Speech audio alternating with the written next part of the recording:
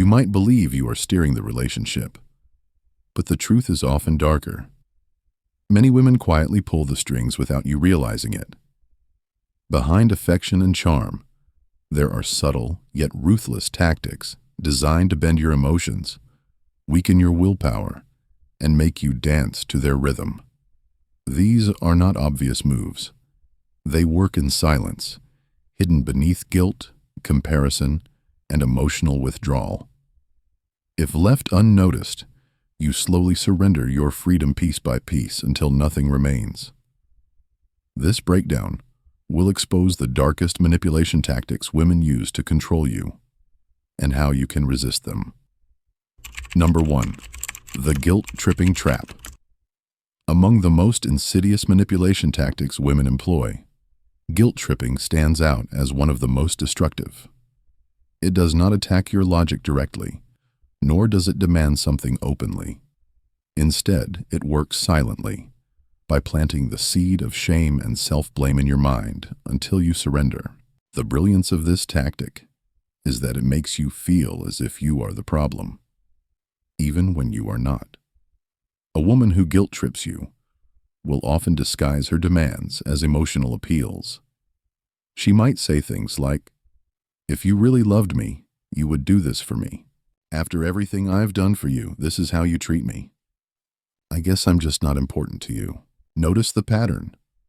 The focus is never on the actual issue at hand, but on questioning your love, your loyalty, or your moral worth. Instead of confronting a disagreement fairly, she twists it into a moral battlefield where refusing her request automatically makes you the villain. The effect of this is devastating. When guilt-tripping becomes a regular tool, you start walking on eggshells. You hesitate to say no because you anticipate the emotional backlash. Slowly, you begin to compromise your values, your freedom, and even your self-respect, just to avoid being painted as cold, selfish, or uncaring. Many men trapped in such dynamics confess that they don't even know who they are anymore, because every decision is made under the shadow of, "What will she think of me if I refuse?" Psychologically, guilt-tripping works because human beings are wired to seek approval and avoid social rejection. Women who are skilled manipulators understand this instinct deeply and exploit it relentlessly. They know that once you internalize guilt, you will police yourself more effectively than they ever could. You will bend, comply, and even sacrifice without them having to force you. In other words, you become your own jailer. What makes guilt-tripping so dark is that it corrodes your identity over time. At first, it seems like a small concession, agreeing to attend an event you don't enjoy, giving up a night with friends, spending money you cannot afford. But each time you give in, the bar moves higher. She learns that pressing the guilt button works, and soon it becomes her default weapon. Years later, you may realize that your life no longer reflects your choices. It reflects the endless demands you were pressured into accepting. The way out begins with recognition. You must see guilt-tripping for what it is, a manipulation tool, not a reflection of your actual worth or morality. The moment you detach your identity from her accusations, the spell weakens. If she says, "If you loved me, you would do this," you must learn to respond calmly. Love doesn't mean blind obedience. If she insists, "I guess I don't matter to you," you can stand firm. "That's not true, but I will not be controlled through guilt." The key is emotional detachment. The more you react defensively, the more power she gains. But when you remain composed, unshaken, and unwilling to absorb the blame, the tactic loses its sting. By refusing to internalize guilt that doesn't belong to you, you reclaim not only your freedom, but also your dignity. Guilt-tripping is one of the oldest games in the book, but once you recognize it, it becomes powerless. Remember, a man who does not bend to false guilt cannot be controlled. Number 2. The silent weapon, emotional withdrawal. If guilt tripping is a direct attack on your conscience, emotional withdrawal is a slow suffocation of your spirit. Instead of yelling, demanding, or openly fighting, she simply pulls away her affection, her warmth, and her attention. The silence becomes the punishment. The absence of her emotional presence is the cage she locks you into. Women who master this tactic know one simple truth. Men crave consistency in affection.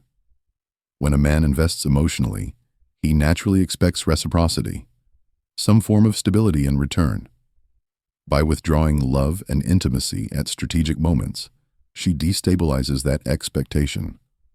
One day she is tender, loving, and open.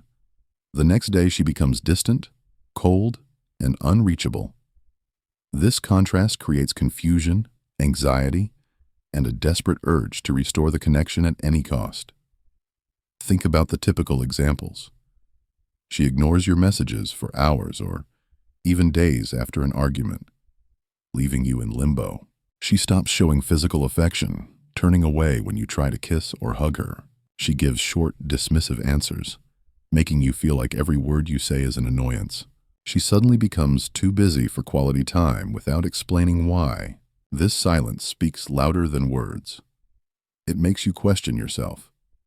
Did I do something wrong? Why is she acting this way? How can I fix this? And that is the essence of the manipulation. Instead of her carrying the burden of communication, you are forced into the role of the fixer. You begin to chase her validation, to beg for the emotional closeness you once had. Psychologically, emotional withdrawal functions like intermittent reinforcement, a principle used in training animals and in gambling. When affection is unpredictable, it becomes addictive. You never know when she will reward you with warmth again, so you keep trying, hoping the next effort will bring the breakthrough. This cycle locks you in deeper, because the reward, when it does arrive, feels more powerful after the drought. Over time, this tactic conditions you to accept mistreatment. You learn that conflict equals distance, and distance can only be solved by your effort. You are taught that her silence is a storm you must weather, and the only way to see the sun again is by giving in. Many men fall into this trap and spend years trying to buy back affection through submission, gifts, or endless apologies. The cost is not only emotional exhaustion, but also the erosion of masculine strength and dignity. Breaking free requires reframing silence. Instead of treating her emotional withdrawal as a crisis, you must see it as a tactic.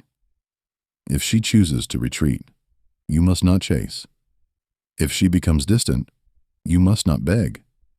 Chasing only validates her strategy. Instead, you respond with calm detachment. Carry on with your life, maintain your standards, and let her see that withdrawal will not break you. The paradox is simple. The moment you stop fearing her silence, the tactic collapses. A woman cannot use distance to control a man who remains strong in solitude. Emotional independence is your shield. When you no longer rely on her affection as your sole source of validation, her coldness becomes irrelevant.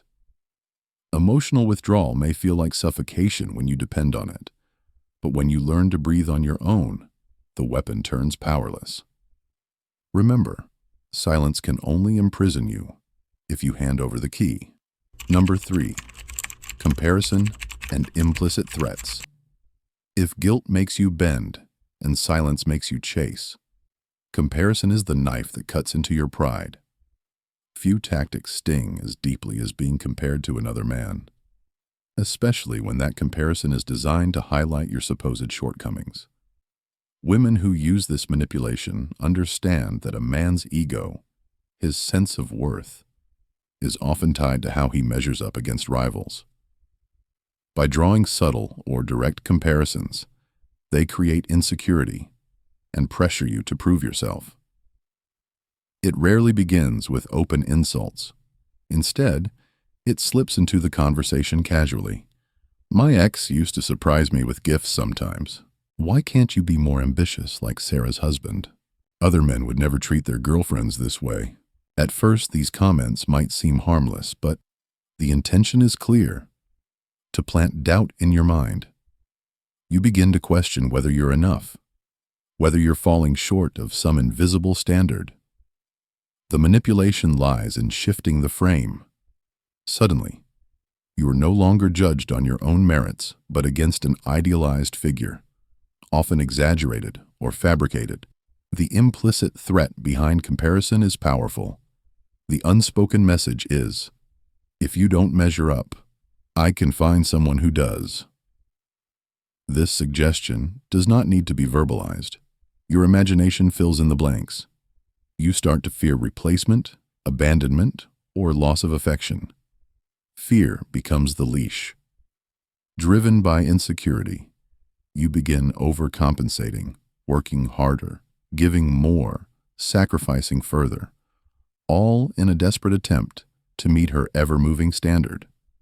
The tragedy is that this standard is never fixed. Once you reach the level she demands, the comparison shifts again. If you buy gifts, she will highlight another man's grander gesture. If you work late to earn more money, she may accuse you of neglecting her. Comparison is a moving target, and you will always be chasing a ghost. Psychologically, this tactic is effective because it taps into male competitiveness. Since childhood, men are conditioned to win, to outperform others. A manipulative woman exploits this drive, turning a natural strength into a weakness. By making you feel like you are in constant competition for her approval, she ensures you remain restless, insecure, and dependent on her validation. The long-term damage is profound. Living under constant comparison erodes self-esteem. You stop seeing your unique value and instead define yourself by how you stack up against others. Resentment builds, but because the threat of replacement looms, you suppress it. Over time, this dynamic breaks a man's confidence and can even push him into bitterness, depression, or blind submission. The antidote is simple but difficult. Refuse to compete for her approval. A high-value man does not allow himself to be measured against imaginary rivals. If she says, "Other men would treat me better," the strong response is, "Then you are free to find those men." It is not arrogance, it is self-respect. The moment you stop entertaining comparisons, you take away the leverage.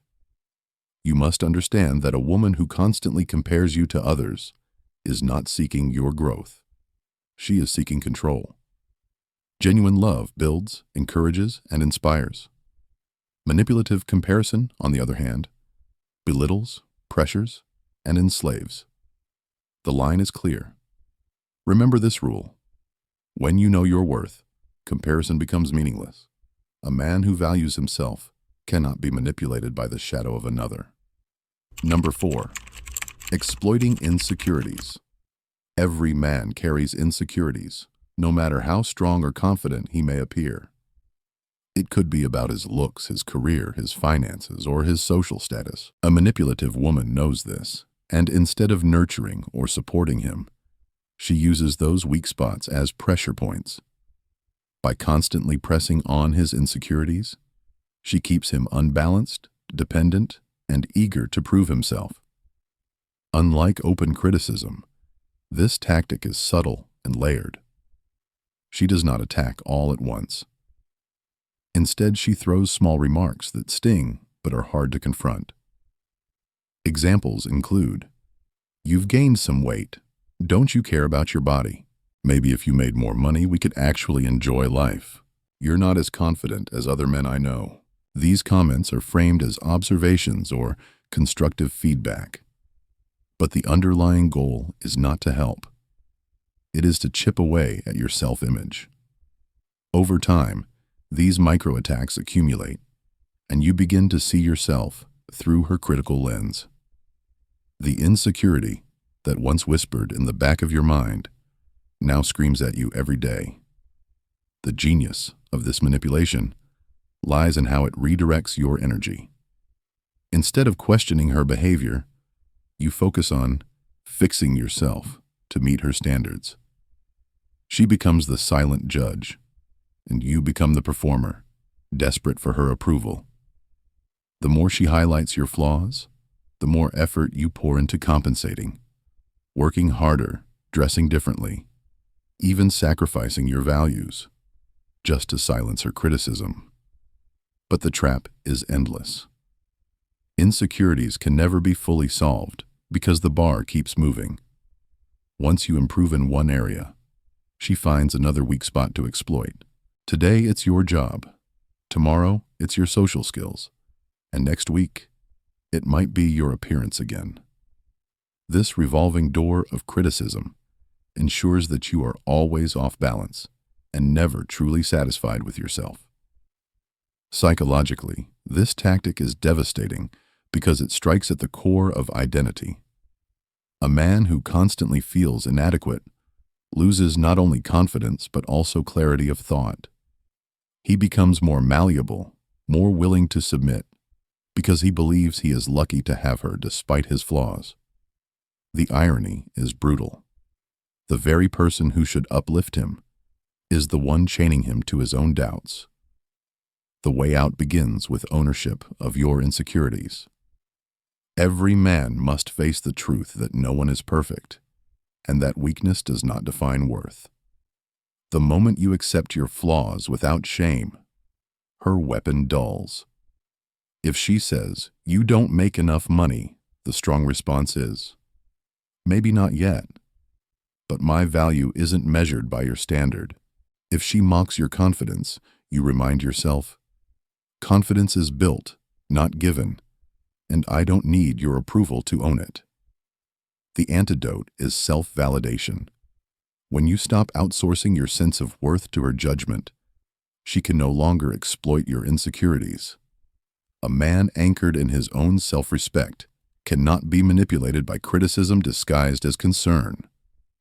Remember, your insecurities are not weaknesses when you own them. They are weaknesses only when someone else uses them against you. Number 5. Manufactured drama. While some tactics are subtle and quiet, manufactured drama is loud, chaotic, and emotionally exhausting. This strategy relies on creating unnecessary conflicts, exaggerated problems, or sudden emotional storms to destabilize you. The woman who uses it thrives on chaos, because chaos gives her control. At first, the drama may appear spontaneous, as if she is simply too emotional or having a bad day. But in reality, it is often deliberate.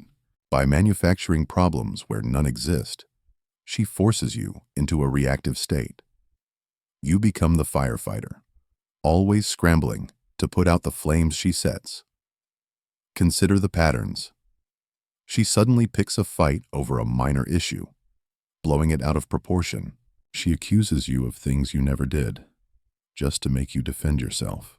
She shifts moods dramatically, happy one moment, furious the next, leaving you confused. She threatens to leave the relationship during arguments, only to stay once you beg her to reconsider. The effect is draining. You begin to fear peace because you know it is only temporary. Every calm moment feels like the quiet before another storm. You walk on eggshells, monitoring your words, your actions, even your tone of voice, trying desperately to avoid triggering the next explosion. In this way, she controls you, not through logic, but through unpredictability. Psychologically, manufactured drama functions like a roller coaster. The highs and lows keep you hooked, much like an addictive substance. After an intense fight, the reconciliation feels euphoric, creating the illusion of passion and closeness. But this cycle is toxic. The very intimacy you crave is artificially constructed, born from conflict rather than genuine connection. Over time, you may even start to believe that constant drama is normal, that this emotional turbulence is what love looks like. This belief is dangerous because it makes you tolerate dysfunction and confusion as though they were signs of a deep relationship. In truth, it is not depth, it is manipulation. The purpose of manufactured drama is twofold: distraction and dominance. By constantly throwing you into defensive mode, she distracts you from questioning her actions or asserting your own boundaries. At the same time, she dominates the emotional tempo of the relationship, deciding when storms begin and when peace is granted. You live in her rhythm, not yours. The solution is clarity and refusal to engage. When drama erupts, do not match her intensity. Do not argue pointlessly or beg for calm. Instead, detach. If she escalates a trivial issue, respond with composure. I won't fight over this. If she threatens to leave, call her bluff. If that's your choice, I won't stop you. The less you react, the less fuel she has to feed the fire. Manufactured drama only works if you play the game. Once you refuse to participate, the storm loses power. A relationship built on constant chaos is not love, it is emotional warfare. And the only way to win such a war is not to fight, but to step out of the battlefield altogether. In the end, these tactics, guilt-tripping, emotional withdrawal, constant comparisons, exploiting insecurities, and manufactured drama, are not signs of love, but weapons of control. They are designed to weaken your spirit, bend your will, and make you forget who you truly are. The truth is clear. If you cannot recognize manipulation, you cannot escape it. But once you see the game, you take back the power. You must remember, real love uplifts, supports, and inspires growth. Manipulation does the opposite. It drains, enslaves, and destroys. The choice is yours. Either live as a prisoner of invisible chains, or break free and reclaim your dignity as a man who cannot be controlled. If this breakdown opened your eyes, I want to hear your thoughts. What tactics have you seen or experienced in relationships? Share your perspective in the comments below. And if you found this valuable, don't forget to like this video, share it with your friends, and subscribe to the channel for more insights into power, psychology, and relationships. Your support helps this message reach more men who need to hear it. Stay sharp, stay free,